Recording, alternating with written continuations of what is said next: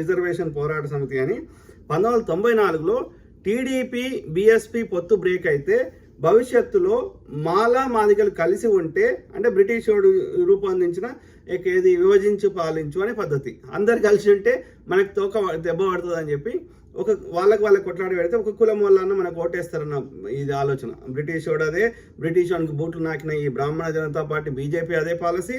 అంటే పెట్టుబడిదారి మెంటాలిటీ ఉన్న వాళ్ళందరూ మనని పైకి ఎదగనియొద్దంటే మన లోపల లీడర్షిప్ క్వాలిటీస్ రానియరు, మనని ఆర్థికంగా ఎదగనియరు, ఈ శూద్రులందరినీ అణిచివేస్తారు, మన లోపలనే కొట్లాటలు పెడతారు. That is their strategy. So Chandrababu Naidu పక్కా పెట్టుబడిదారుడు. తన ఇల్లు మంచుకుంటే చాలు, దేశము రాష్ట్రం ఏమైనా చంద్రబాబు నాయుడుకి పట్టింపు లేదు. తాను అధికారం ఉండాలి అంతే.